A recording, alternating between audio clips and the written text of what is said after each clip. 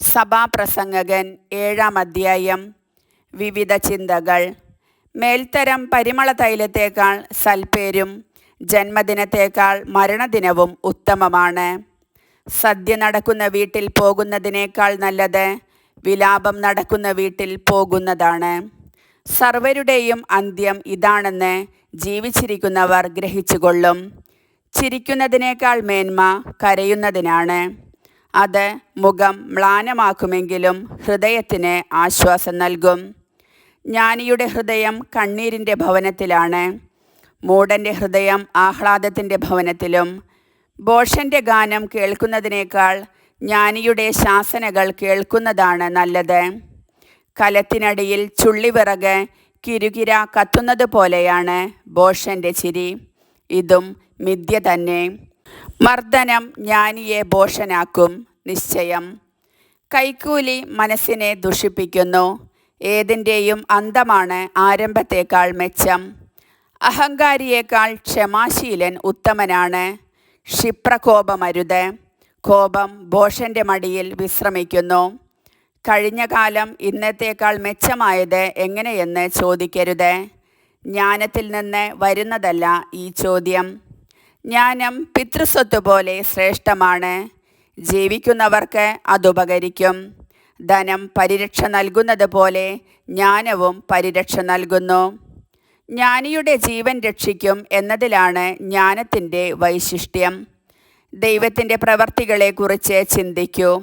അവിടുന്ന് വളഞ്ഞതായി നിർമ്മിച്ചത് നേരെയാക്കാൻ ആർക്കു സാധിക്കും? സുഭിക്ഷതയിൽ സന്തോഷിക്കുക, വിപത്തിൽ പര്യാലോചിക്കുക. രണ്ടും ഒരുക്കിയത് ദൈവമാണ്. എന്താണ് വരാൻ പോകുന്നതെന്ന് മനുഷ്യൻ അറിയാതിരിക്കാനാണ് ഇങ്ങനെ ചെയ്തത്. എൻ്റെ വ്യർത്ഥ ജീവിതത്തിൽ ഞാൻ സകലതും കണ്ടു. നീതിയിൽ നശിക്കുന്ന നീതിമാനുണ്ട്. തിന്മ ചെയ്തിട്ടും ദീർഘായുസ് ലഭിക്കുന്ന ദുഷ്ടന്മാരുണ്ട്. അമിത നീതിയോ അമിത ജ്ഞാനമോ അരുത്. നീ എന്തിന് നിന്നെ തന്നെ നശിപ്പിക്കുന്നു? പരമദുഷ്ടനോ മൂഢനോ ആകരുത്.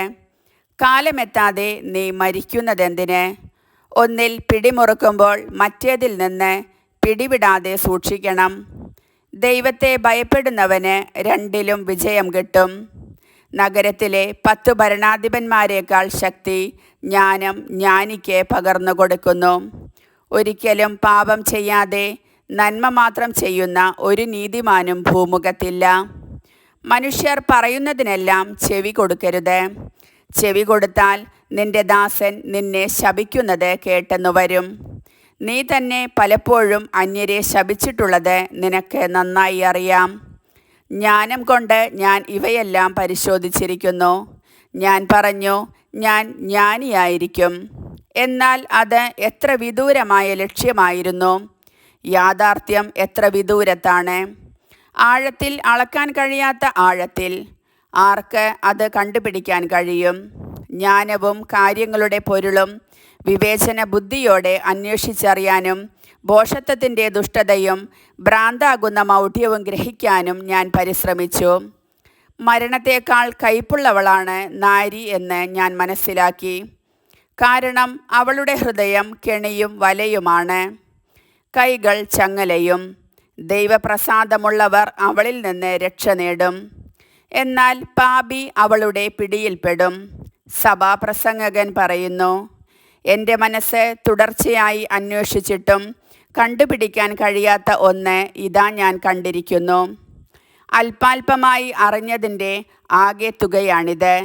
എൻ്റെ മനസ്സ് ആവർത്തിച്ച് അന്വേഷിച്ചിട്ടും കണ്ടെത്താൻ കഴിയാത്തതാണിത്. 1000-ലൊരുവനെ ഞാൻ പുരുഷനായി കണ്ടു, എന്നാൽ ഒരുവളെയും സ്ത്രീയായി കണ്ടില്ല. ഞാൻ കണ്ടത് ഇതാണ്: ദൈവം മനുഷ്യനെ സരളഹൃദയനായി സൃഷ്ടിച്ചു.